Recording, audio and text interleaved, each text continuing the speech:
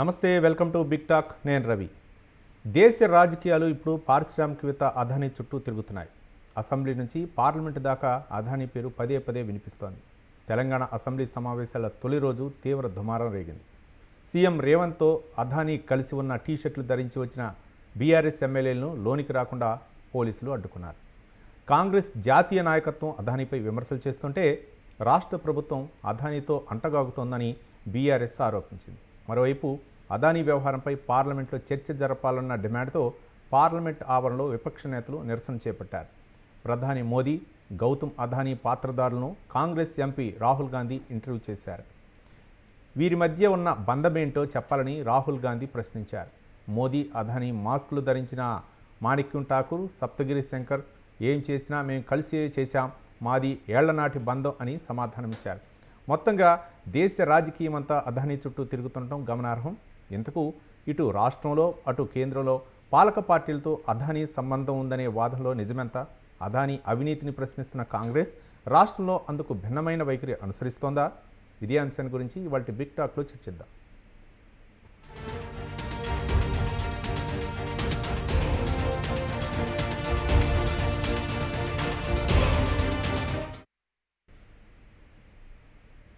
అక్కడ అలా, ఇక్కడ ఇలా, అంటే కేంద్రంలో ఎన్డీఏ భాగస్వామ్యంగా ఉన్నటువంటి పార్టీలేమో అదానీకి సహకరించడం, అలాగే అక్కడ ఉన్నటువంటి ఇండియా కూటమి నాయకులేమో వ్యతిరేకించడం, కాంగ్రెస్తో సారథ్యంలోని ఇండియా కూటమి నాయకులు వ్యతిరేకించడం, అదానీ గురించి పార్లమెంట్లో చర్చ జరపాలని పట్టుపట్టడం. అదే కాంగ్రెస్ రాష్ట్రంలో ప్రభుత్వం అధికారంలో ఉన్న నేపథ్యంలో ఇక్కడ మాత్రం విపక్ష పార్టీలు మాత్రం అదానీపై ఉన్నటువంటి అనుమానాలను నివృత్తి చేయాలని చెప్పేసి సీఎం రేవంత్ రెడ్డి, అదానీ కలిసి ఉన్నటువంటి ఫోటోలు టీషర్టుపై ధరించి ఇక్కడ నిరసన వ్యక్తం చేయడం జరిగింది. మొత్తానికి ఇదే వ్యవహారం అటు పార్లమెంటు, ఇటు తెలంగాణ అసెంబ్లీలో కూడా తీవ్ర చర్చనీయాంశమైంది. ఇదే అంశాలపై ఈరోజు చర్చా కార్యక్రమంలో పాల్గొంటున్నారు ప్రేమ్ గాంధీ గారు, బీజేపీ నాయకులు, డాక్టర్ మిట్టా నర్సయ్య గౌడ్ గారు, టీపీసీసీ సీనియర్ నేత, అలాగే సుబ్బరాజ్ గారు, రాజకీయ విశ్లేషకులు మనకు చర్చా కార్యక్రమంలో పాల్గొంటున్నారు. ఇక ప్రేమ్ గాంధీ గారు నమస్తే. నమస్కారం. నమస్కారం ప్రేమ్ గాంధీ గారు. ఏంటి అదానీ వ్యవహారం తీవ్ర చర్చనీయాంశమైంది. అటు పార్లమెంటు ఉభయ సభలను కూడా స్తంభింపజేస్తున్నారు. మరోపక్క బీజేపీకి అంటే ఎక్కువగా, అంటే ఆయన కూడా సొంత రాష్ట్రం గుజరాత్ కాబట్టి, అలాగే ప్రధాని నరేంద్ర మోదీ స్వరాష్ట్రం గుజరాత్ కాబట్టి వాళ్ళకిద్దరికీ ఉన్నటువంటి సన్నిహిత సంబంధాలతో రకరకాలైనటువంటి లాభాలు చేకూర్చే విధంగా పారిశ్రామికవేత్తల నుంచి అవ్వచ్చు, లేకపోతే పెట్టుబడుల విషయంలో అవ్వచ్చు, లేకపోతే ఏదైనా సరే అదానీని వెనక్కి తీసుకొచ్చే ప్రయత్నం మోదీ చేస్తున్నాం, ఎలాంటి చర్యలు తీసుకోవట్లేదని చెప్పేసి అక్కడ ఆరోపణ. ఇక్కడ రాష్ట్రంలో విషయానికి వస్తే మాత్రం ఇక్కడ పెట్టుబడులు పెడుతున్నారు, ఇక్కడ మాత్రం బీఆర్ఎస్ బీజేపీ ఆరోపిస్తున్నాయి. ఏ విధంగా చూడొచ్చు అంటారు? ముందుగా స్వతంత్ర టీవీ ప్రేక్షకులకు, అలాగే కాంగ్రెస్ నాయకులకు, విశ్లేషకులకు అందరికీ నమస్కారం. స్వామియే శరణమయ్యప్ప. ఏది ఏమైనా మనం ఒకటి వాస్తవాలు గమనించడము వాస్తవం తప్ప వాళ్ళు అంటున్నట్టు వీళ్ళు అంటున్నట్టు మాట్లాడడం అనేది ఎంతవరకు సమంజసం మనం అందరం కూడా ఆలోచించాలి. ప్రజలని గమనిస్తా ఉన్నారు. నిజంగా కూడా ఆదాని ఎవరు తీసుకొని వచ్చారు? కాంగ్రెసే కదా. భారతీయ జనతా పార్టీ వచ్చింది ఎప్పుడు? ఆదాని ఎప్పటి నుంచి స్టార్ట్ అయింది? ఆదాని గ్రూప్ నుంచి ఎంతవరకు కాంగ్రెస్ కి ఇప్పటి వరకు బెనిఫిట్ కాలేదు? కాంగ్రెస్ కి నిధులు రాలేదా? కాంగ్రెస్ కి వాళ్ళు బాండ్స్ ఇవ్వలేదా? అదాని గ్రూప్. ఇక్కడ ఒకటే, వ్యాపార దిగ్గజాలు వేరు, పార్టీలు వేరు. అయితే ఒక విషయం సర్వసాధారణంగా జరిగేటువంటి విషయం ఏంటంటే, ఏ పార్టీ అయితే రాష్ట్రంలో గానీ కేంద్రంలో గానీ అధికారం ఉన్నటువంటి పార్టీ, ఆ అధికారంలో ఉన్నటువంటి అవకాశాలు అక్కడ ఉన్నటువంటి పారిశ్రామికవేత్తలకు కొంత వెసులుబాటు ఉంటది. ఏంది వారికి ప్రభుత్వం నుంచి వెసులుబాటు ఏముంటుంది అంటే స్థలం కేటాయించడము, లేదా ప్రాజెక్ట్ సంబంధించిన అనుకూలమైనటువంటి ఏమైనా ఉంటే చేయడమే తప్ప మౌలిక వస్తువులు అప్పనంగా రాష్ట్రానికి సంబంధించిన సంపద లేదా అప్పనంగా దేశానికి సంబంధించినటువంటి సంపద అప్పగించడం ఎవరి వల్ల సాధ్యమైనటువంటి పని కాదు. అది భారతీయ జనతా పార్టీ వల్ల కూడా కాదు, కాంగ్రెస్ వల్ల కూడా ఎవరు కూడా వాళ్ళ కాదు. అయితే ఒకవేళ నిజంగా కూడా ఆదాని విషయం మాట్లాడాలనుకుంటే ఆదానికి ముందుగా కాంగ్రెసే కదా, కాంగ్రెస్ తీసుకొచ్చింది ఆదానిని, భారతీయ జనతా పార్టీ తీసుకురాలే కదా. ఆదాని ఉన్నప్పుడు ఇలా నిన్న మొన్న మేము మాట్లాడుతా ఉన్నారు కాంగ్రెస్ అన్నప్పుడు, ఈ మధ్య కాలంలోనే మోదీ విషయంలో మాట్లాడుతున్నారు. అసలు రాజకీయ నాయకులకు వ్యాపారులకు ఉన్నటువంటి సంబంధాలు వేరు. అయితే ప్రభుత్వంలో ఉన్నటువంటి అనుకూలమైనటువంటి వాతావరణం చేసుకొని అది కూడా చట్టపరమైనటువంటి అవకాశాలు ఉంటేనే చేయడం తప్ప ఎక్కడ కూడా అవినీతికి పాల్పడినటువంటి దాఖలా లేవు. ఒకవేళ ఉంటే ఈ కాంగ్రెస్ ఊకపోతుండే. ఇప్పటి వరకు అయితే కాంగ్రెస్ ఖచ్చితంగా ఖండిస్తా ఉండే. ఒకవేళ ఆదానితోని కానీ భారతీయ జనతా పార్టీ కానీ ఎక్కడైనా లోపాయకార ఒప్పందాలు జరిగి ఉంటే ఇలా దేశం మొత్తం ఒక ఆందోళనమైనటువంటి వాతావరణం తీసుకొని వస్తుండే. ఎక్కడ జరగలేదు. అభియోగాలు మాత్రమే ఏదో మాట్లాడడం చేయడం అని అంటూ ఉన్నాము. నిజంగా కూడా వ్యాపార దిగ్గజాలు చేస్తున్నటువంటి విషయాలు మనం ఇవాళ కూడా గమనిస్తా ఉన్నాము. విదేశాలలో జరుగుతున్నటువంటి వ్యాపారం అనుకుందాం, మన దేశంలో ఉన్నటువంటి వ్యాపారం అనుకుందాం. ఈ ట్యాక్స్ విషయంలో కూడా మనం ఈ 30-40 సంవత్సరాలు ట్యాక్స్ విషయంలో కూడా చాలా మార్పు తీసుకొని వచ్చింది అప్పట్లో కాంగ్రెస్ తీసుకొచ్చిన తర్వాతనే ఈ వ్యాపార దిగ్గజాలు ఎంత వచ్చినాయి. నేను ఏమంటా ఉన్నాము, ఒకటే చెప్తా ఉన్నాము, ఇలా వ్యాపారం చేసేటువంటి వ్యక్తులకు కానీ రాజకీయంగా ఉండేటువంటి కేంద్రంలో కానీ అది ఏ మాత్రం లోపాయకార ఒప్పందము భారతీయ జనతా పార్టీ ఎట్టి పరిస్థితి చేయదు. ఒకవేళ చేయాలనుకుంటే కాంగ్రెస్ చేస్తుంది. ఎందుకంటే మనం ప్రత్యక్షంగా చూసినాం. ఇక్కడ ఉన్నటువంటి ముఖ్యమంత్రి రేవంత్ రెడ్డి ఏమో ఆదాయం మీద ఇష్టం వచ్చినట్టు మాట్లాడతాడు. మాట్లాడినాక కరెక్ట్ 9-10 రోజులకే మాట్లాడిన తర్వాత కలపదు. ఎప్పుడైతే అక్కడ ఉన్నటువంటి ఎన్నికల్లో మాట్లాడిన తర్వాత కరెక్ట్ 10-13 రోజుల తర్వాతనే ఆయన కలిసి 100 కోట్ల రూపాయల నిధులు ఎట్లా తీసుకుంటాడు? మళ్ళా ప్రజల వ్యతిరేకత వస్తా ఉంది, తర్వాత పార్టీలో వ్యతిరేకత వస్తా ఉంది. రాహుల్ గాంధీకి ఆయనకు గ్యాప్ వస్తాయనేటువంటి భయంతో మళ్ళీ ఒక స్టేట్మెంట్ ఏమని, ఆ అవినీతి పరులైనటువంటి సొమ్ము మాకొద్దు, మేము వాపస్ ఇస్తున్నాం. అసలు తీసుకునేందుకు వాపస్ ఎందుకు ఇస్తావు? ఇక్కడ ప్రాజెక్టులు ఎందుకు అప్పచెప్తున్నావు? ఇవన్నీ చేసిన తర్వాత కదా నువ్వు మళ్ళా ఒకటే విషయము. ఇప్పుడు ఇక్కడ ఉన్నటువంటి ముఖ్యమంత్రి రేవంత్ రెడ్డికి రాహుల్ గాంధీకి గ్యాప్ పెరుగుతుందని, గ్యాప్ వస్తుందనే తప్ప ఒకవేళ గ్యాప్ లేదనుకుంటే ఇవాళ ఆదానికి రాష్ట్రంలో ఉన్నటువంటి అనేక ప్రాజెక్టులు తీసుకుపోయి అప్పచెప్తుండే కాంగ్రెస్. ఇక్కడ ఉన్న కాంగ్రెస్ కదా అప్పచెప్పేది. పారిశ్రామికవేత్తలకి రంగు పులవద్దు అంటారు. పారిశ్రామికవేత్తలకి రంగు పులవద్దు అంటారు. అంటే ఇప్పుడు పారిశ్రామికవేత్తల ఉన్నటువంటి అంశం వేరు, రాజకీయాలు ఉన్నటువంటి అంశం వేరు. నిజంగా కూడా అవినీతి అంతా వదులుకోదు కదా. భారతీయ జనతా పార్టీ చాలా సందర్భాలు ఎంతో మంది అవినీతి పరులు వీళ్ళు పదే మాట్లాడుతూ ఉంటారు. ప్రతిపక్ష నాయకులు వాషింగ్ పౌడర్ ఎవరు నిర్మాయరు అని ఇప్పటివరకు ఎవరు నిర్మాయరు? పార్టీలో వచ్చిన వాళ్ళు, పార్టీలో ముఖ్యమంత్రి స్థాయి ఉన్నటువంటి వ్యక్తులు కూడా జైలుకు పోయి ఊసలు లెక్క పెట్టి కేసులు అనుభవించి నానా ఇబ్బంది పడేటువంటి దాఖలాలు ఉన్నాయి. భారతీయ జనతా పార్టీలకు రాగానే ఏం కాదు, వీళ్ళు ఏం మాట్లాడతారు? భారతీయ జనతా పార్టీకి రాగానే వాషింగ్ పౌడర్ నిర్మాయం ఎక్కడ నిర్మాయరండి? బెంగళూరు చూసుకోండి, నాయకులు ఎంతో మంది నాయకుల పేర్లు చెప్తా, వాళ్ళందరి పరిస్థితి ఏంటి? ఇలా చట్టపరమైన శిక్షలు అనుభవిస్తా ఉన్నారు కదా, ఆ కేసులన్నీ అనుభవిస్తా ఉన్నారు కదా, ఈడీ కేసుల్లో కూడా ప్రధానంగా తిరుగుతా ఉన్నారు కదా. అయితే ఒకటే ఒక విషయము, ఈడ రాజకీయ కోణం అనేది చాలా అరుదుగా, చాలా కొద్దిగా ఉంటది. ప్రభుత్వంలో ఉన్నటువంటి వాళ్ళ ప్రతినిధులే గాని, లేదా ప్రభుత్వం ఇచ్చినటువంటి ఏదైతే జియో ప్రకారం లేదా ప్రభుత్వం ఇచ్చిన నిబంధనల ప్రకారం కొన్ని కంపెనీలు వచ్చినప్పుడు అందులో ఏదైతే బలంగా ఉన్నటువంటి కంపెనీ, ఆర్థిక వనరులు బలంగా ఉండి వ్యవస్థ ఇప్పటి వరకు చేసినటువంటి ప్రాజెక్ట్స్ అవన్నీ చూసినప్పుడు రాష్ట్రం గానీ కేంద్రం గానీ చూడాల్సింది ఒకటే చూస్తా ఉంటది, అభివృద్ధి ఎంతవరకు సాధ్యమైంది. లేకపోతే రేవంత్ రెడ్డి ఎందుకు ఇస్తాడు ప్రాజెక్టులు? తెలంగాణలో ప్రాజెక్టులు అప్పచెప్పడానికి సిద్ధం ఎందుకు అయిండు? 100 కోట్ల రూపాయలు ఎందుకు వచ్చిండు? అంటే పెద్ద కంపెనీ అయినా కదా, పెద్ద వ్యాపారవేత్తలైనా కదా, రాష్ట్రం అభివృద్ధి అవుతుంది అనేటువంటి ఆలోచన. ఒక్క నిమిషం బచ్చు శ్రీనివాస్ గారు బీఆర్ఎస్ సీనియర్ నాయకులు మనకు జాయిన్ అయ్యారు. శ్రీనివాస్ గారు నమస్కారం. నమస్తే సార్. నమస్తే అండి. నమస్తే. ఏంటి ఈరోజు అసెంబ్లీ ఆవరణలో సీఎం రేవంత్ రెడ్డి ఫోటోతో ఉన్నటువంటి, అదానితో కలిసి ఉన్నటువంటి ఫోటోలు టీషర్ట్లు ధరించి అసెంబ్లీకి వెళ్ళడానికి గల కారణాలు ఏంటి? మరోపక్క ఏమో కాంగ్రెస్ సారథ్యంలోని ఇండియా కూటమేమో ఢిల్లీ పార్లమెంట్లోనేమో అదానికి వ్యతిరేకంగా అక్కడ నినాదాలు చేయటం, ఇక్కడేమో బీఆర్ఎస్ ఏమో ఇక్కడ నినాదాలు చేయటం, ఇక్కడేమో కాంగ్రెస్ ప్రభుత్వం అధికారంలోకి ఉంది.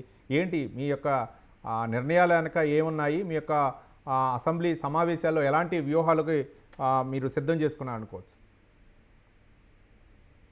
శ్రీనివాస్ మొట్టమొదట స్వతంత్ర వీక్షకులకు, మీకు, అక్కడ ఉన్నటువంటి మా మిత్రులందరికీ కూడా మొట్టమొదట నమస్కారం.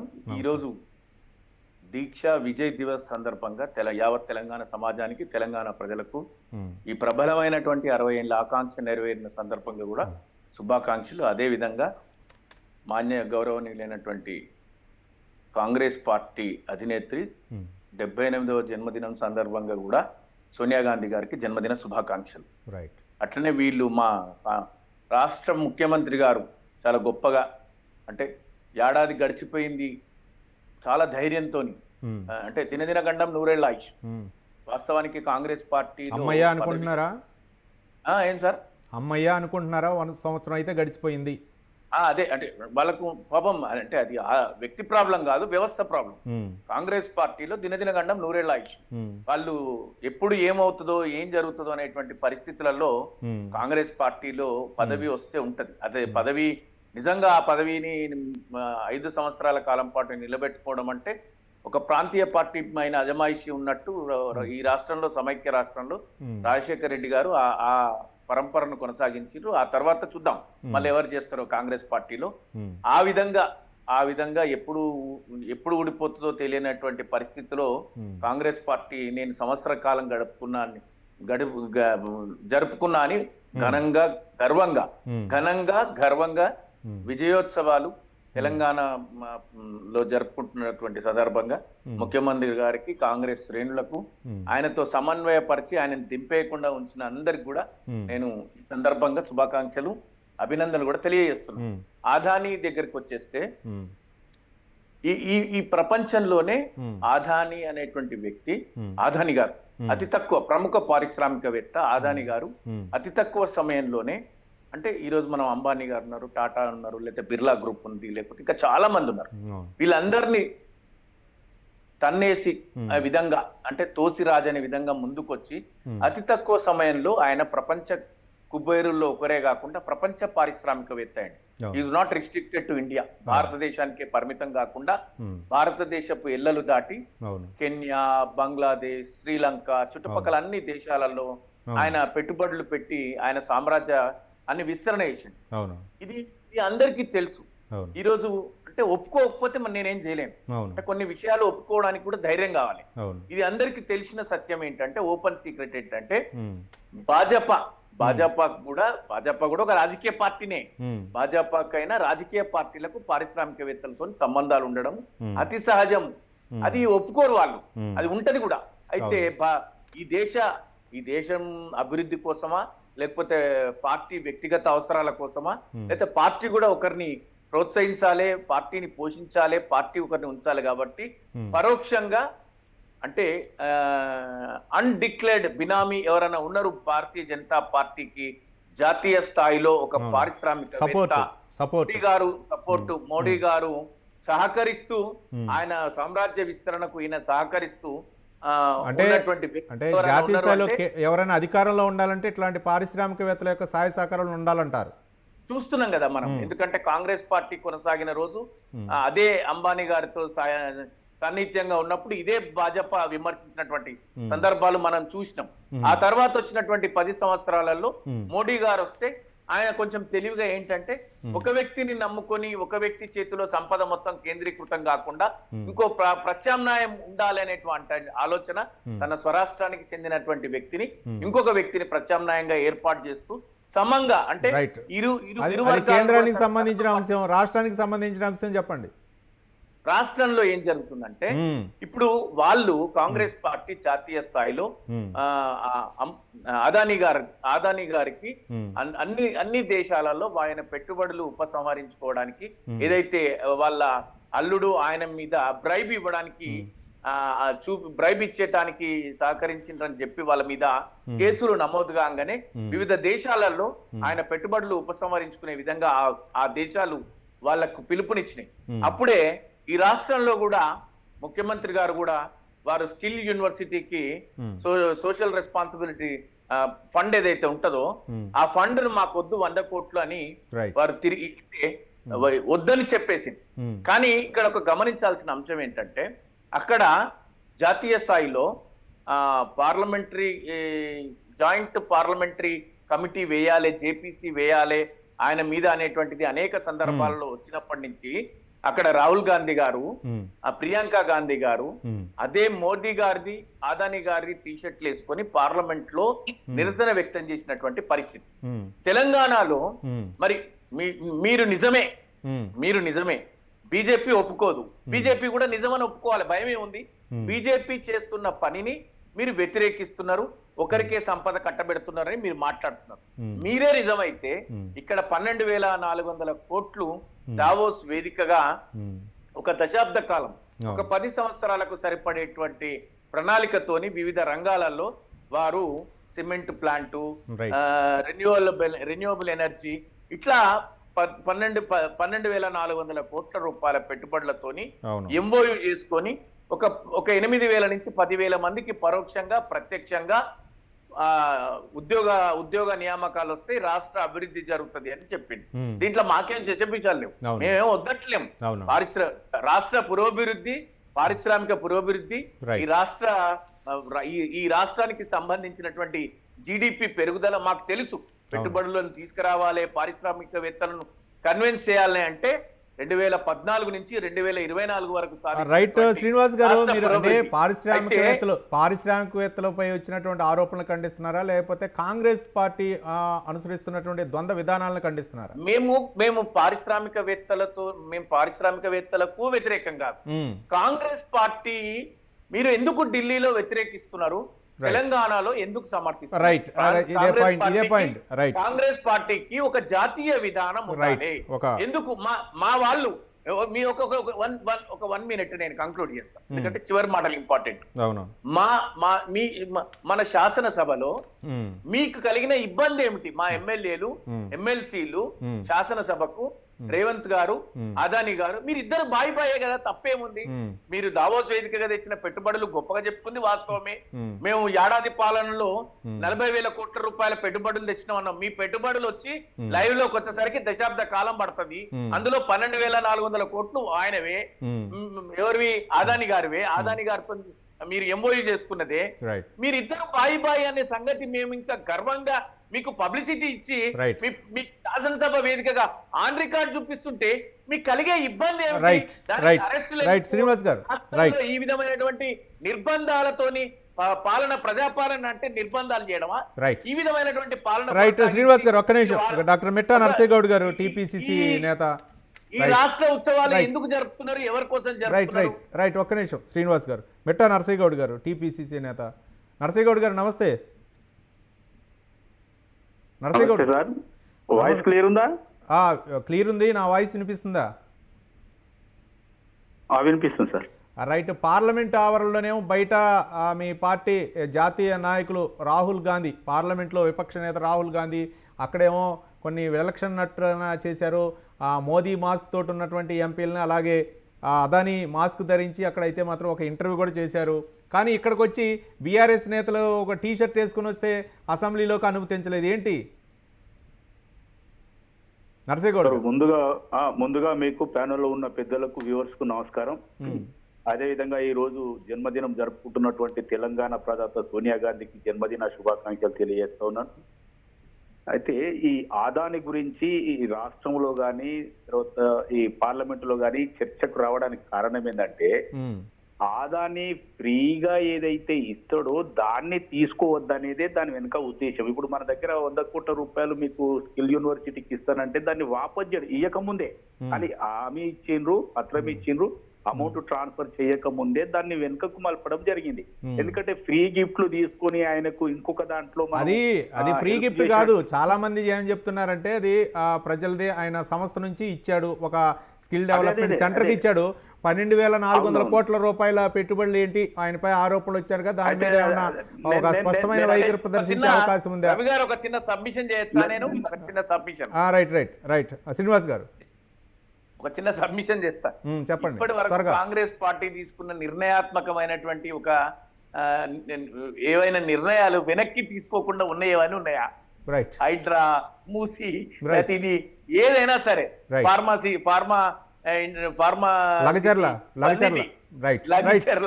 అయితే ఇథనాలు, పాపం వాళ్ళు ఏదైనా వెనక్కి తీసుకుంటారు.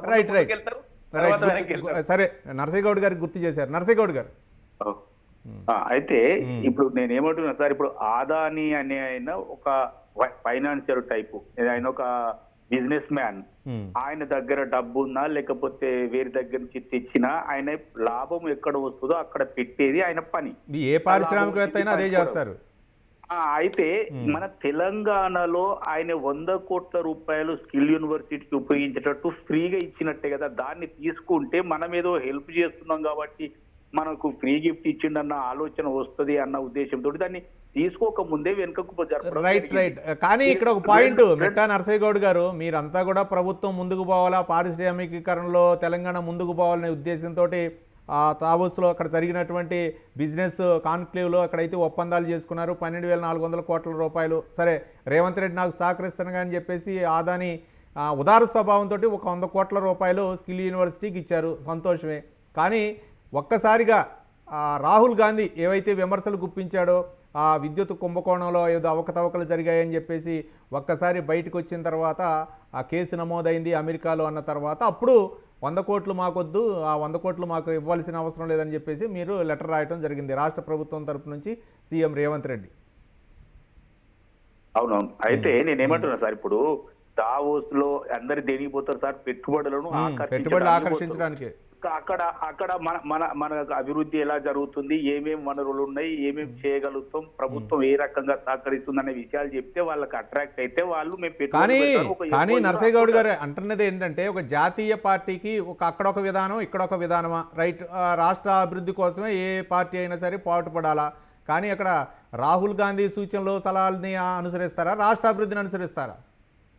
రదనా, నేను ఏం చెప్పకముందే మీరు ఇన్ని ప్రశ్నలు వేసిరు. చెప్పండి మాస్టర్. సరే, అయితే నేను ఏమంటున్నా, విధానము కేంద్రంలోనైనా రాష్ట్రంలోనైనా ఒకే ఒక విధానం ఉంది. ఇప్పుడు ఆదానిని వ్యక్తిగా వ్యతిరేకిస్తలేము, ఆయన అక్రమ సంపాదనలో మనకు కానుకలు అవసరం లేదని చెప్తున్నాము.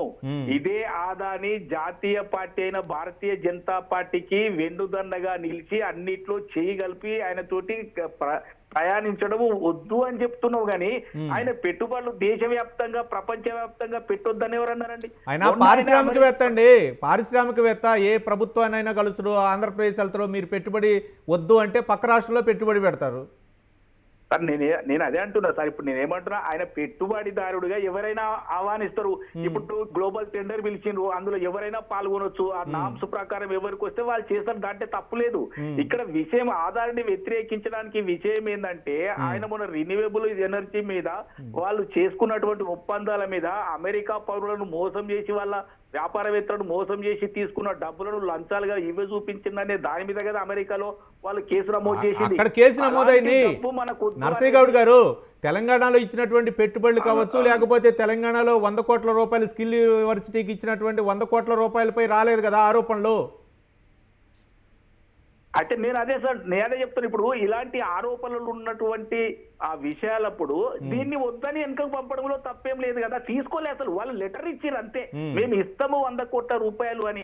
విమర్శలు ఇప్పుడు టీఆర్ఎస్ గానీ మిగతా గానీ అడగోలు విమర్శలు చేసి తీసుకున్నారు, తిన్నారు, జేబులు వేసుకున్నారు, మొత్తం మింగేసిన అన్నారు. అసలు ఇయ్యలేవారు. లెటర్ మాత్రం సుముఖత మాత్రమే వ్యక్తం చేసిరు.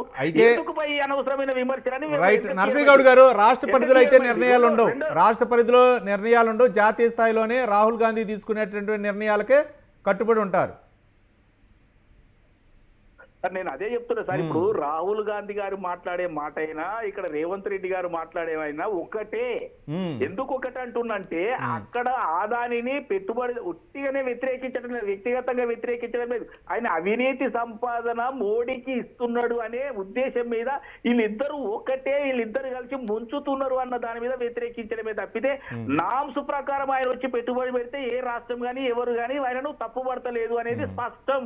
రాహుల్ గాంధీ గారు చెప్పినా ఇదే చెప్తున్నారు, రేవంత్ రెడ్డి గారు చెప్పినా ఇదే చెప్తున్నారు. రేపు గ్లోబల్ రాష్ట్రంలో 12,000 కోట్లు, రైట్, 12,400 కోట్ల రూపాయలు తీసుకురాలే, ఇవ్వలేదు. రైట్, ఒక నిమిషం నరసయ్య గౌడ్ గారు, రైట్, మీరు ఆచితూచి మాట్లాడుతున్నారు నరసయ్య గౌడ్ గారు. టెండర్స్ లో పాల్గొంటారు కదా. రైట్, ముందుకు అదే మీరు ఆచితూచి మాట్లాడుతున్నారు నరసయ్య గౌడ్ గారు, మీరైతే ఆచితూచి మాట్లాడుతున్నారు. రైట్, సుబ్బరాజు గారు, రాజకీయ విశ్లేషకులు. సుబ్బరాజు గారు నమస్కారం. నమస్కారం అండి. ఇప్పుడు యాక్చువల్ గా మాట్లాడాల్సింది ఏంటంటే రండి, ఇది ఒక ప్రపంచవ్యాప్తంగా వస్తున్న కొత్త పరిణామం ఏంటంటే క్రోనీ క్యాపిటలిజం అంటారు దీన్ని. అంటే ఆశ్రిత పెట్టుబడిదారీ విధానం. అంటే పెట్టుబడిదారుల్లో కొందరికి కొన్ని ప్రత్యేకమైనటువంటి ఫేవర్స్, అంటే అనుకూలతలు అనుకోండి దాన్ని, విధానపరమైనటువంటి వాటిలో కూడా అనుకూలంగా ప్రవర్తించటము, కాంట్రాక్ట్ లో కొంత ప్రత్యేకమైనటువంటి ఫేవరెటిజం చూపించడం, అభిమానం అనుకోండి, లేకపోతే కొంత, అది గ్లోబల్ గా వస్తున్న ట్రెండ్. అది ఇప్పుడు గత కొంతకాలం నుంచి అది ఇంకా పెరుగుతూ వెళ్తుంది. మొన్నటికి మొన్న యుఎస్ ఎలక్షన్స్ లో నెగ్గిన ట్రంప్ గారు కూడా అక్కడ ఆయన ఉన్నాడు కదా, ఎక్స్ అనే ఎలాన్ మాస్క్ కి, వీళ్ళందరికీ అఫీషియల్ పొజిషన్స్ ఇచ్చేస్తున్నారు కదండి.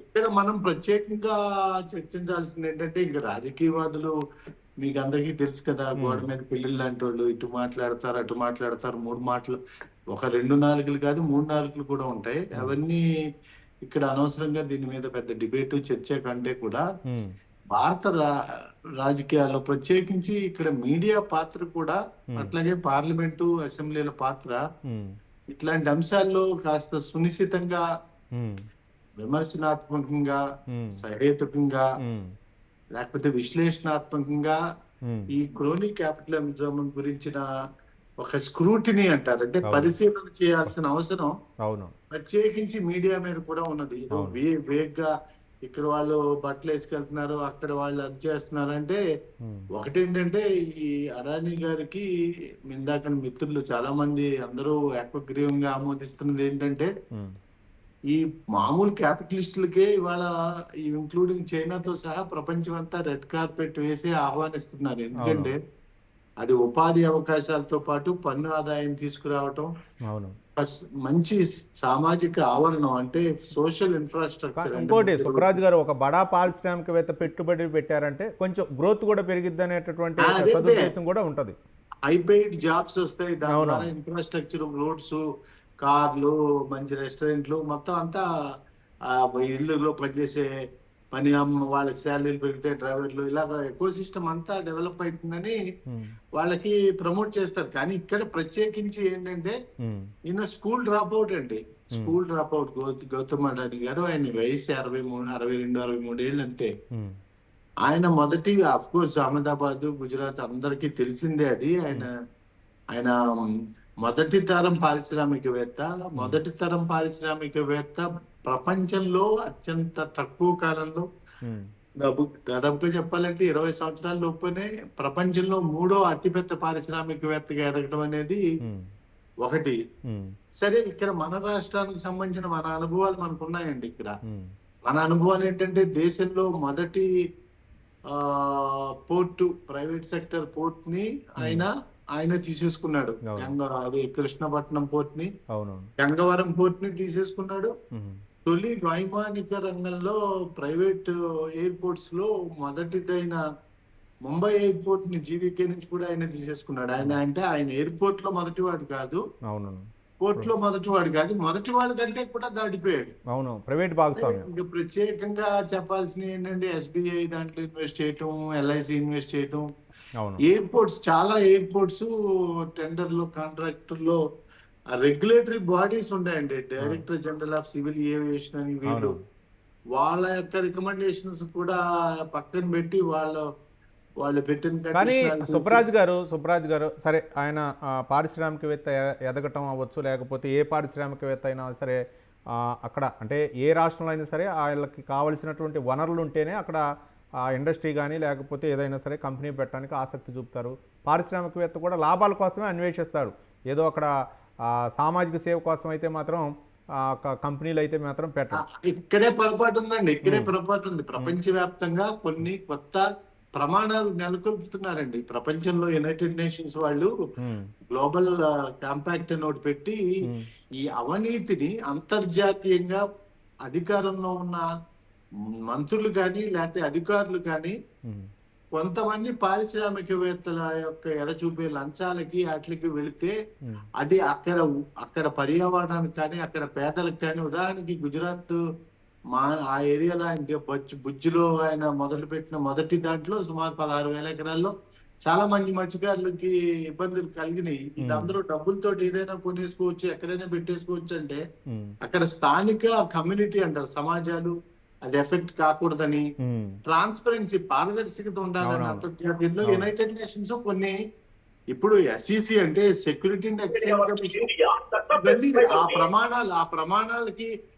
ఆ ప్రమాణాలన్నీ తొంగలో తొక్కేసి రావటాన్ని అంతర్జాతీయ సమాజం, వరల్డ్ ఎకనామిక్ ఫోరం కానీ లేకపోతే యునైటెడ్ నేషన్స్ కానీ లేకపోతే ఏది కూడా యాక్సెప్ట్ చేయదండి. లేకపోతే ఇంకా డబ్బులు ఉన్న వాళ్ళు ఈ భూమి. కానీ రాజకీయ అంశాన్ని ఏ విధంగా చూడొచ్చు అంటారు సుబ్బరాజు గారు? ఇటు పక్కేమో తెలంగాణలోనేమో అసెంబ్లీ సమావేశాల్లోనేమో, ఇటు బీఆర్ఎస్ ఏమో సీఎం రేవంత్ రెడ్డి అలాగే అదానీ ఉన్నటువంటి ఫోటోలు ధరించింది. కానీ అక్కడ సెంట్రల్లోనేమో అక్కడ కాంగ్రెస్ పార్టీ అదానీ నరేంద్ర మోదీ మాస్కులు ధరించి అక్కడ నిరసన చేపట్టింది. ఇది కేవలం రాజకీయ అవకాశవాదం అండి. కేటీఆర్ గారు కలవలేదు అనుకుంటున్నారా మీరు? అదాని వస్తే అప్పుడు ప్రభుత్వం ఏమన్నా నిలువరించేది అనుకుంటున్నారా? లేకపోతే రెడ్ కార్పెట్ వేసి కేటీఆర్ అద్భుతమైన పవర్ పాయింట్ ప్రజెంటేషన్ ఇచ్చి తన ఎలోక్వెంట్ అండ్ పెర్సుయేసివ్ లాంగ్వేజ్ లో బీభత్సమైనటువంటి అట్రాక్ట్ చేసి would have got a better deal than all these people put together. So ఇక్కడ ఏంటంటే ఇప్పుడు ఆంధ్రప్రదేశ్ గవర్నమెంట్ మొన్నటికి మొన్న కూడా సైలెంట్ గా ఎందుకుంది ఆ పవర్ పర్చేజ్ అగ్రిమెంట్ లో జరిగిన సోలార్ పవర్ దాంట్లో కూడా? ఎందుకంటే వాళ్ళైనా ఆ పని చేస్తారు. ఇప్పుడు ఎవరికైనా ఎక్కడికక్కడ కంపీట్ అవుతున్నాయి గవర్నమెంట్స్ ఇన్వెస్ట్మెంట్స్ కి. సో అది బిఆర్ఎస్ యొక్క డొల్లతనం తప్పితే అది తప్పు కూడా. అట్లాగా ఇక్కడ ఏదో ప్రత్యేకంగా ఆయన ప్రపంచంలో ఎక్కడికి వెళ్లకుండా కేవలం తెలంగాణలోకి వచ్చి ఏదో చేసేసినట్టుగా ఆయన అన్ని రాష్ట్రాల్లో ఒక ముఖ్యమంత్రిని ఒక టర్మ్ లో 5 సార్లు కలగలిగిన పెద్ద ఆయన అండి అదాని అంటే. ఏ చీఫ్ మినిస్టర్ అయినా సరే 5 years టర్మ్ లో 5 times కలగలుగుతాడండి. చీఫ్ సెక్రటరీలు వాళ్ళు వీళ్ళు కూడా పెద్ద పెద్ద కూడా అలాగా అంత చొరవగా వెళ్ళలేదు. అదానికి ఏముందండి, ఇట్స్ కాలేవే, యు నేమ్ ఎనీబడి. ఆయన చేస్తాం గ్లోబల్ బిజినెస్. అదే కదా క్రోనీ క్యాపిటలిజం అంటున్నాము. క్రోనీ క్యాపిటలిజం లో మీరు అన్నది ఇందాకని పెట్టుబడులు ఊరికే రావు కదా, వాళ్ళ సంపాదన గురించి, ఆర్థిక అభివృద్ధి గురించి, వాళ్ళ లాభాల గురించి వస్తారని అవన్నీ నిజాలే. కానీ దానికి కొన్ని ప్రమాణాలు పెట్టారు. దాంట్లో మొదటిది ఏంటంటే ట్రాన్స్పరెన్సీ, రెండోది ఎథిక్స్, మూడోది పర్యావరణం, నాలుగోది అక్కడ సమాజం, అంటే అక్కడ సమాజం కూడా దాన్ని ఆమోదించాలి, ఐదోది కరప్షన్.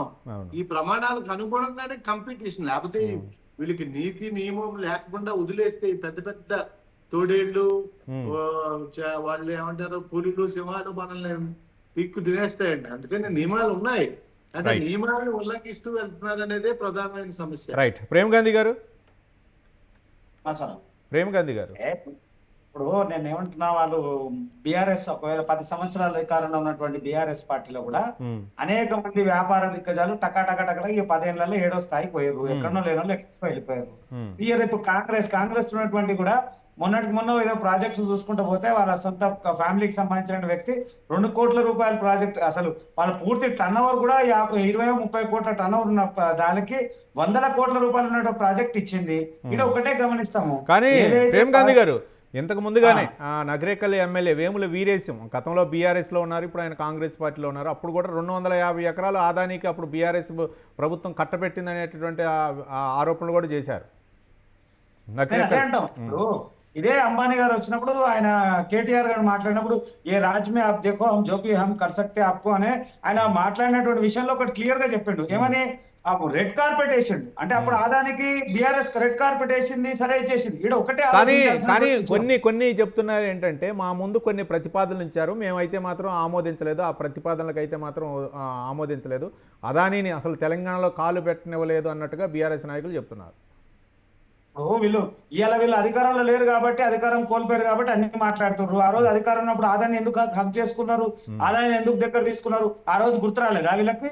ఆ రోజు వాళ్ళకి అనేక విషయాల మీద గుర్తుంది కదా.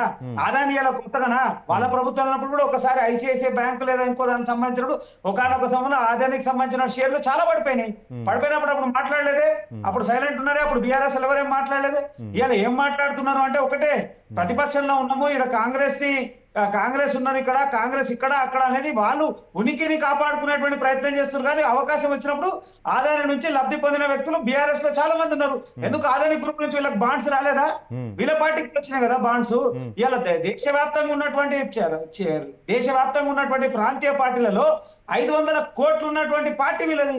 నేను చిన్న పార్టీ ఏం కాదు కదా. కాంగ్రెస్ దేశవ్యాప్తంగా ఉన్నటువంటి జాతీయ పార్టీ ఉన్నటువంటి కాంగ్రెస్ కూడా ప్రేమ్ గాంధీ గారు, శ్రీనివాస్ గారు 1400 కోట్లు అంట అన్నగారు చెప్తున్నారు. 1400 కోట్లు ఎక్కడికైనా వచ్చినాయి. ఒక ప్రాంతీయ పార్టీకి 1400 కోట్లు వచ్చినాయంటే ఏ లోపాయకార ఒప్పందం లేకుండా ఎట్లా జరుగుతుంది? వీళ్ళ ఇప్పుడు ఇక్కడనే మన రాష్ట్రంలో మనం చూసుకున్న ఇలా మెగా కృష్ణారెడ్డికి ఎన్ని ప్రాజెక్టులు ఎట్టించారు? 10 ఏళ్లలో మెగా కృష్ణారెడ్డి ఏడికి వెళ్ళిపోయాడు. అంటే ఇలా ఎవరు రాస్తాం ఉన్నది అంటే ఒక్కటే క్లియర్ కనబడతా ఉంది. రాజకీయ పార్టీలు వాళ్ళ అనుకూలమైనటువంటి వ్యక్తులకు ఖచ్చితంగా లోపాయకార ఒప్పందం జరుగుతున్నది. అయితే దాంట్లో ఏమాత్రం సందేహం లేదు. ఇది ఒకటే విషయం, మళ్ళా ఈ రాజకీయ నాయకులకి కానీ వ్యాపార దిగ్గజాలకు కానీ మనం ఎక్కడ కూడా పొంతన పెట్టేటువంటి అవకాశం చాలా అరుదు, కొన్ని సందర్భాల తప్ప ఎక్కడ కూడా జరిగేటువంటి Right. ఆ విషయంలో భారతీయ జనతా పార్టీ నిక్కచ్చగా ఉంది, దాంట్లో ఎక్కడ మాత్రం ఇది లేదు. రైట్ శ్రీనివాస్ గారు, బచ్చి శ్రీనివాస్ గారు, సార్ రైట్ ఒక్క నిమిషం. సుబ్బరాజ్ గారు ఏదో చెప్తారంట. సుబ్బరాజ్ గారు. కానీ యాక్చువల్ గా ఇది బాధాకరమైనది ఏంటంటే అదాని జర్నీ గుజరాత్ నుంచి బొజ్జులో భూకంపం తర్వాత మొండ్రా పోర్ట్ నుంచే మొదలైందండి. అక్కడ బీజేపీ ఆయనకి 16,000 ఎకరాలు దాదాపుగా ఇచ్చింది. ఎకరం స్క్వేర్ గజం కంటే ఎక్కువ స్క్వేర్ మీటరు. ఆ స్క్వేర్ మీటర్ ₹1.55 ఎంతకో రైట్. ఇచ్చింది. ఆయన పురోభివృద్ధికి అయితే మాత్రం బీజేపీ సహకరించింది. కాదండి, TCS కి వాళ్ళందరికీ కూడా అక్కడ టాటా గ్రూప్ వాళ్ళందరికీ దానికి 30 రెట్లు ఎక్కువ రేటు పెట్టి వీళ్ళకి 16,000 ఎకరాలు ఇస్తే వాళ్ళకి 1,500 ఎకరాలు, వాళ్ళకి 1,000 ఎకరాలు రేటు తక్కువ, ఇక్కడేమో ఎక్కువ రేటు తక్కువ భూములు ఇచ్చారండి. వాళ్ళకి మిగిలినటువంటి పారిశ్రామికవేత్తలకేమో ఎక్కువ రేటు తక్కువ భూములు ఇచ్చారు, అదానికి మాత్రం తక్కువ రేటుకి ఎక్కువ భూములు ఇచ్చారు. పిల్లి పాలు తాగుతూ కళ్ళు మూసుకుని పాలు తాగితే ప్రపంచం చూడదు అనుకుంటాం, అమాయకత్వం అండి. ఈ ప్రపంచంలో ఏ కామన్ సెన్స్ ఉన్నోడిని అడిగినా అదాని గారు ఎలా పెరిగారు అనేది అందరికీ తెలుసు. బీజేపీ సహకారంతో. రైట్. బచ్చి శ్రీనివాస్ గారు, బీఆర్ఎస్ నాయకులు. శ్రీనివాస్ గారు చెప్పండి సార్. బీజేపీ సహకారంతోనే ఆదాని ఇంత స్థాయికి ఎదిగారనుకోవచ్చా? దాంట్లో డౌట్ లేదు సార్. నేను ఓపెన్ గా చెప్తున్నా. నాకైతే ఇప్పుడు ముఖ్యమంత్రి రేవంత్ రెడ్డి గారు కూడా ఒకసారి అంటే ఆయన యువ నాయకునిగా ఉన్నప్పుడు, అంటే ఒక 10-15 సంవత్సరాల క్రితము ఒక మీడియాతో మాట్లాడుతూ అన్నారు, మరి మీరు సంక్షేమ పథకాలు ఏమంటే మా జోబులకి నుంచి తెచ్చిస్తామా, మేము చెప్పిన మాటలు నమ్మితే మేమేం చేయాలి? రైట్. అవన్నీ మామూలుగా జరిగేటటువంటి ప్రక్రియ. కానీ శ్రీనివాస్ గారు, I would like to tell you one thing. వినండి రవి గారు, మీరు అసలు మొత్తం వింటలేరు. అంటే ట్రూత్ ఫ్యాక్ట్ మాట్లాడాలంటే చాలా ధైర్యం కావాలి, అది ఒప్పుకోవాలంటే ఇంకా ధైర్యం కావాలి. నేను ఏమంటున్నా అంటే it is openly they should accept. వాళ్ళు ఒప్పుకోకపోతే మనం ఏం చేయలేం. ఆయనను ప్రత్యామ్నాయంగా తీసుకొచ్చి ఈ రోజు బీజేపీ రాజకీయంగా బలపడడానికి, బీజేపీకి ఆర్థిక వనరులు అందించడానికి ఒక వ్యాపార సంస్థ అవసరం. దాని పేరే అదాని గ్రూప్. అది ఒప్పుకోవాలి. అదాని గ్రూప్ అవసరమా అంటే అవసరమే. మరి బీజేపీకి అంబానీ గ్రూప్ అప్పుడు కాంగ్రెస్ కి అవసరమా అంటే అవసరమే. ఇప్పుడు మమ్మల్ని అన్నారు ఏదో తెలంగాణలో మీరు ఉన్నప్పుడు మీరు రెడ్ కార్పెట్ అయ్యారా? డెఫినెట్లీ మేము గర్వంగా చెప్తున్నాం. ముఖ్యమంత్రి గారు, మాజీ ముఖ్యమంత్రి గారు కేసీఆర్ గారు ఏమన్నారు? తెలంగాణ రాష్ట్ర ఏర్పాటు కోసం కుష్టి రోగినైనా బొంత పురుగునైనా, కుష్టి రోగినైనా కౌగిలించుకుంటా బొంత పురుగునైనా ముద్దు పెట్టుకుంటా అన్నారు. అట్లనే ఈ రాష్ట్ర పురోభివృద్ధి కోసం మేము ఎవరినైనా స్వాగతిస్తాం. మీ పార్టీకి ఒక స్టాండ్ లేదు, బీజేపీకి భయం, కాంగ్రెస్ కి ఒక స్టాండ్ లేదు. You accept it. అవును, మేము రాష్ట్ర పురోభివృద్ధి కోసం దేశంలో అదాని మీరు దేశంలో వ్యతిరేకిస్తే రాష్ట్రంలో వ్యతిరేకించండి, రాష్ట్రంలో వ్యతిరేకిస్తే దేశంలో వ్యతిరేకించండి. మీరు ఎందుకంత ఉలిక్కి పడ్డారు? 100 కోట్ల రూపాయలు కార్పొరేట్ సోషల్ రెస్పాన్సిబిలిటీ కింద అనవసరంగా స్కిల్ యూనివర్సిటీకి వచ్చే 100 కోట్లు ఆగమేఘాల మీద భయపడిపోయి ఎందుకు పంపించిండ్రు? ఎందుకు వద్దన్నారు డబ్బు? మీరు అదే ధైర్యంతో ఈ రోజు 12,400 కోట్లకు మీరు ఎంఓయూ చేసిరా, ఎంఓయూస్ కూడా క్యాన్సిల్ చేసుకుంటే మిమ్మల్ని అందరూ అభినందిస్తారు. రైట్. శ్రీనివాస్ గారు రైట్. మీరు ఎందాక ఒక చెప్పారు, ఏ పార్టీ అధికారంలో ఉంటే ఆ పార్టీ ఏదో పారిశ్రామికీకరణ కోసం, పెట్టుబడుల కోసం, రాష్ట్ర అభివృద్ధి కోసం పాటుపడటం అదన్నీ సహజంగా జరిగేటటువంటి ప్రక్రియ. 12,400 కోట్ల రూపాయలు అవ్వచ్చు, లేకపోతే 100 కోట్ల రూపాయలు వచ్చి వీటిపై ఆరోపణలు అయితే రాలేదు కదా, ఎక్కడో జరిగినటువంటి ఆరోపణలు కాదు. ఆరోపణలు కాదు, మీరు వినండి. నేను ఏమంటున్నా అంటే ఒక పార్టీకి ఒక స్టాండ్ ఉండాలి అంటున్నాం మేము. Right. We are not against Adani అండి. అగైనెస్ట్ అదాని గారికి మేము ఎందుకు వ్యతిరేకం? ఆయన డబ్బులు తీసుకొచ్చి ఇక్కడ అభివృద్ధి చేస్తా అంటే, ఇక్కడ ఎంప్లాయ్మెంట్ క్రియేట్ చేస్తా అంటే మేము అగైనెస్ట్ కాదు. మేము ఎంతో మందిని ఆహ్వానించినాం కదా, మాకు తెలుసు కదా. ఆరోపణలే వ్యతిరేకిస్తున్నారు, ఆయనపై వచ్చినటువంటి ఆరోపణలే వ్యతిరేకిస్తున్నారు. వాళ్ళ విధానాన్ని ఖండిస్తున్నాం, ఆయన పైన ఆరోపణలు కాదు. ఆయన ఈ రోజు సచ్చీలుడు కాదని ప్రపంచ వ్యాప్తంగా ఒప్పుకున్న తర్వాత మీరు 100 కోట్లు తీసుకోవడం తప్పన్నారు.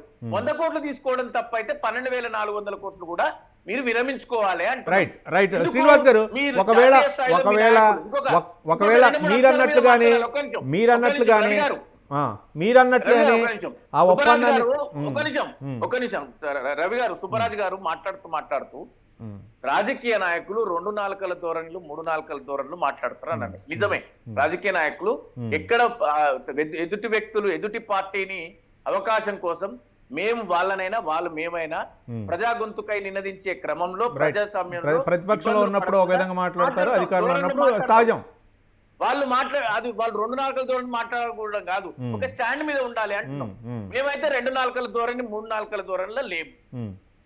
కానీ శ్రీనివాస్ గారు మీరు అన్నట్లు ఆ పెట్టుబడులు కూడా వెనక్కి ఇవ్వాలి అంటారు. కానీ అయ్యే పెట్టుబడులు వేరే రాష్ట్రంలో పెట్టుబడులు పెడితే ఏంటి మరి? అప్పుడు రాష్ట్రానికి ఒక పారిశ్రామిక కాంగ్రెస్ పార్టీకి ఆక్షేపణ ఉందండి, మాకు కాదు. మీరు కాంగ్రెస్ రాహుల్ గాంధీ గారిని మీరు స్వతంత్ర టీవీ వెళ్ళి వాళ్ళను ఇంటర్వ్యూ చేయాలి. మీరు తెలంగాణ నుంచి పెట్టుబడులు తరలిపోతే ఆంధ్రప్రదేశ్ కు చంద్రబాబు నాయుడు గారు ఇట్లా ఎదురు చూస్తున్నారు, ఎప్పుడు వస్తాయా ఎవరు వస్తారా అని. Immediately they will turn up into Andhra Pradesh immediate గా. ఒక్క సెకండ్ కూడా వెయిట్ చేయకుండా వెళ్ళిపోతారు ఆయన. మరి అప్పుడు వాళ్ళు నిర్ణయం మార్చుకోవాలి, ప్రశ్నించే తీరు మారాలా, లేకపోతే దాని మీద స్టాండ్ అయి ఉండి ధైర్యంగా ఎదుర్కోవాలా. రైట్, ఆ ధైర్యం లేదు కదా మీకు. రైట్. నరసింహగౌడ్ గారు ఏ స్టాండ్ తీసుకుంటారు మీరు? చెప్పండి. మీరు వ్యతిరేకించే స్టాండ్ తీసుకుంటారా, పార్టీ నిబంధనలకు కట్టుబడి ఉంటారా, ఎలాంటి నిర్ణయం తీసుకుంటారు? సార్ ఇప్పుడు మీరు వీళ్ళందరూ మాట్లాడింది జాగ్రత్తగా విన్నారు కదా. స్టాండ్ మాకు కాదు లేంది, విమర్శించే పార్టీలకే స్టాండ్ లేదు. నేను ఎందుకు అంటున్నంటే మీ హయాములో వారిని హబ్ చేసుకొని వాళ్ళు పెట్టిన పెట్టుబడులను ఆస్వాదించి అది కేంద్రం పెట్టించుకుంది, మేం పెట్టించుకోలే, చిగురు మామిడిలో మేం పెట్టించుకోలే, ఇవన్నీ చెప్పిన వీరికి స్టాండ్ లేదు. మాకు నేను అదే చెప్పదలుచుకున్నా. మీరు విన్నితే ఒక్కటే స్టాండ్, ఆదానిని పెట్టుబడిదారునిగా మేము వ్యతిరేకిస్తలేము. ఆయన అవినీతి సంపాదన మీద చర్చ జరగాలి, దాని మీద విచారణ జరగాలని పార్లమెంట్ లో మేము జేపీసీ చేయమని మేము అడుగుతూ ఉన్నాము. ఆయన ఎక్కడ వాళ్ళు అనేది కూడా అదే. అక్కడేమో వ్యతిరేకిస్తున్నారు, ఇక్కడేం పెట్టుబడి పెట్టాలంటున్నారు. అది ఎలా సాధ్యం? మీది ప్రాంతీయ పార్టీ కాదు కదా నరసింహగౌడ్ గారు, మీది ప్రాంతీయ పార్టీ కాదు కదా. అన్న రవీంద్ర చెప్పేది ఏంటంటే మీకు క్లారిటీ వస్తుంది.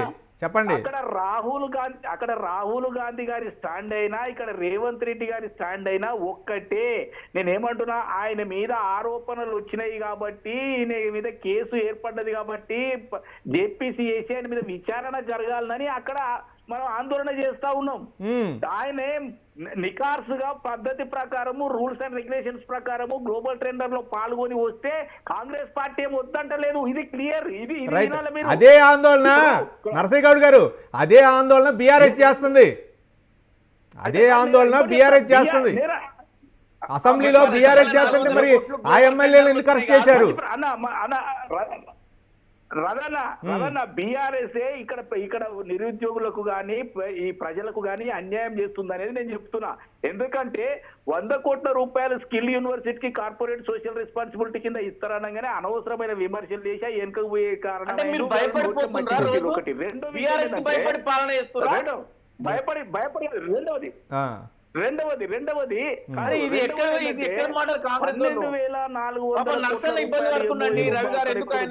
ఇప్పటికి ₹1 కూడా రాలేదు. అది లెక్క ప్రకారం పద్ధతి ప్రకారం వస్తే తప్పేంది అంటున్నా. దాన్ని కూడా అది బాహటంగా చెప్పండి నరసింహగౌడ్ గారు, అది బాహటంగా సీఎం రేవంత్ రెడ్డి చెప్పొచ్చు కదా. విజయం సాధించి వచ్చి పెట్టుబడి. రైట్, ఒక్క నిమిషం అండి సుబ్బరాజ్ గారు. అదే నరసింహగౌడ్ గారు, రాష్ట్రం కావాలి, పెట్టుబడులు రావద్దంటారు. రైట్, మా స్టాండ్ క్లియర్. రైట్, వాళ్ళు పద్ధతి ప్రకారం వస్తే, ఇట్లా మిలాఖత్ కాకుండా వస్తే, గ్లోబల్ టెండర్ లో పాల్గొని వాళ్ళు టెండర్ దక్కించుకుంటే మా రైట్ ఆడియో కట్ అవుతుంది. రైట్ సుబ్బరాజ్ గారు, యాక్చువల్ గా ఇది ఇక్కడ విధానపరమైన చర్చ జరగాల్సి ఉంటుందండి. ఇక్కడ వ్యక్తిగత పరమైనటువంటి లేకపోతే ఒక సంస్థాగతమైన పరమైనది కాకుండా విధానపరమైన అంటే ఏంటి, ఈ క్రోనీ క్యాపిటలిజం అనేది ఒక నిజమైనప్పుడు మనం నియమ నిబంధనలు అందరికీ సమానంగా వర్తించేటట్టుగా పాలసీస్ లో కానీ రైట్ పెట్టుబడుల్లో కానీ. సుబ్బరాజ్ గారు రైట్ మీ విశ్లేషణ.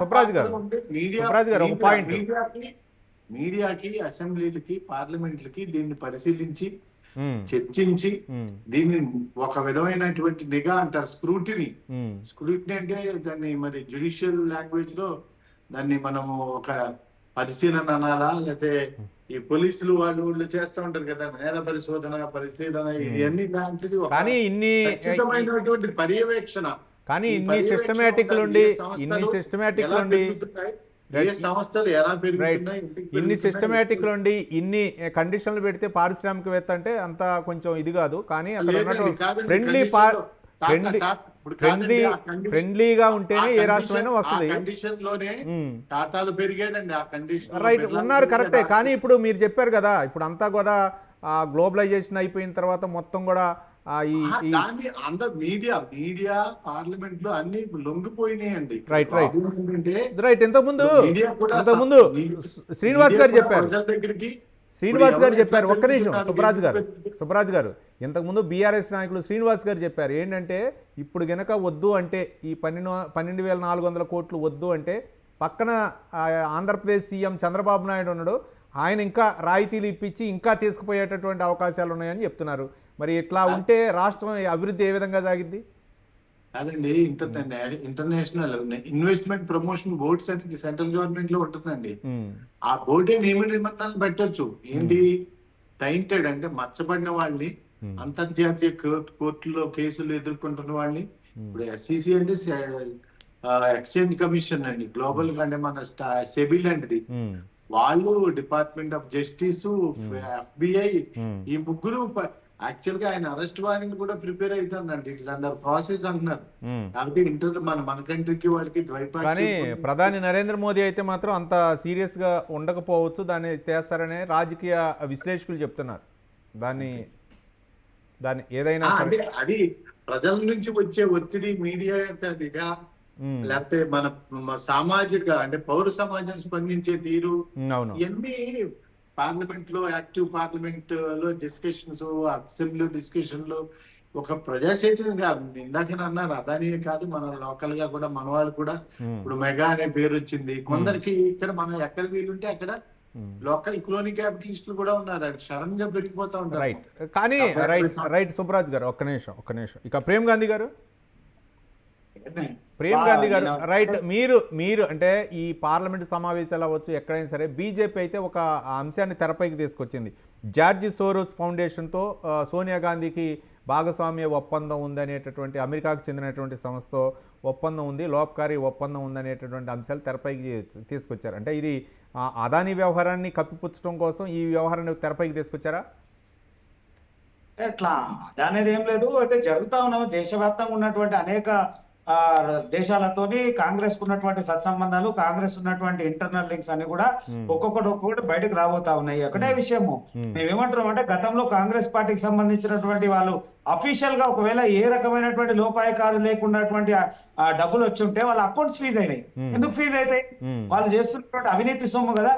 మేము అనేక విషయాల్లో భారతీయ జనతా పార్టీ చిత్తశుద్ధిని ఒకటే అంశం చెప్పింది, ఒకటే చెప్తా ఉన్నాము. వ్యాపార దిగ్గజాలు వచ్చినా లేదా అనేక సంక్షేమ పథకాల మీద ప్రభుత్వాలు ఉన్నా కానీ ఒకటే, ఏ మాత్రం ప్రజలకు కానీ దేశంలో రక్షణకు కానీ దేశంలో ఉన్నటువంటి ఇబ్బందులు జరగకుండా, అంటే అటు వ్యాపార దిగ్గజాల ఇబ్బంది కాకుండా దేశంలో అనేక సమస్యల మీద ఇచ్చేస్తున్నటువంటి వాతావరణమే తప్ప ఎవరికి ఇబ్బంది జరగకుండా చూసినటువంటి దాఖలు ఉన్నాయి. కానీ కాంగ్రెస్ అట్లా కాదు. అనేక సందర్భాల్లో మీరు చూసుకోవచ్చు, వాళ్ళ స్కామ్, గాలిలో స్కామ్ ఉంది, ఆకాశంలో స్కామ్ ఉంది, భూమిలో స్కామ్ ఉంది. స్కామ్ చేయని ప్రాంతం లేదు కాంగ్రెస్. అంటే కాంగ్రెస్ ఎప్పుడైనా కానీ వాళ్ళు ఉన్నటువంటి వాళ్ళ పాలన వ్యవస్థ మొత్తంలో కూడా మీరు చూడండి, అభివృద్ధి ఏ స్థాయిలో ఉన్నది, వాళ్ళ స్కామ్లు ఏ స్థాయిలో ఉన్నాయి. వేలాది కోట్ల రూపాయల స్కామ్ జరిగింది. ఇన్ని సంవత్సరాలు జరిగినా కానీ భారతీయ జనతా పార్టీ గారు, నరేంద్ర మోడీ గారి మీద ఒక్కటి కూడా అవినీతి ఆరోపణ చేయలేక అనేకమైనటువంటి రాద్ధాంతం చేస్తున్నారు తప్ప మేము ఎక్కడ కూడా చేసినటువంటి దాఖలాలు లేవు. రైట్ శ్రీనివాస్ గారు చెప్పండి సార్. శ్రీనివాస్ గారు అంటే ఒక పక్క అదానీపై ఆరోపణలు నేర్పుతున్నారు, మరో పక్క ప్రధాని నరేంద్ర మోదీపై ఆరోపణలు వస్తున్నటువంటి నేపథ్యంలో ఒక అంశాన్ని అయితే మాత్రం తెరపైకి తీసుకొచ్చింది బీజేపీ. అక్కడ అమెరికాలో ఉన్నటువంటి ఒక సంస్థతో, జార్జి సోరస్ అనేటువంటి సంస్థతోటి ఒప్పందాలు ఉన్నాయి కాంగ్రెస్ పార్టీకి, కాంగ్రెస్ అధినేత్రి సోనియా గాంధీకి అని చెప్పేసి, దీన్ని ఏ విధంగా చూడొచ్చు?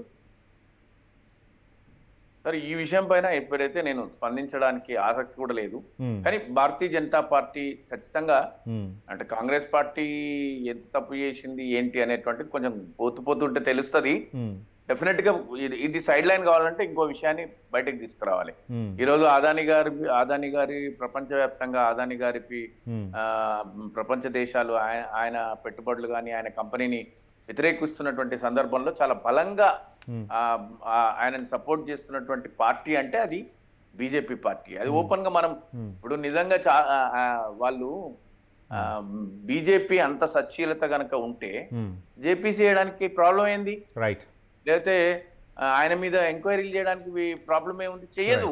రైట్. ఎందుకంటే ఇప్పుడు వాళ్ళు మాట్లాడుతుండ్రు బీజేపీ అనేటువంటిది ఎప్పుడైతే మోడీ గారు అమిత్ షా గారి ద్వయం ఏర్పాటు అయ్యిందో, ఈ దేశ ప్రధానిగా ఆయన మొదటిసారి అయ్యిండ్రో అప్పటి నుంచే స్టార్ట్ అయింది. వాళ్ళలో ఒక మృగతృష్ణ మొదలైంది.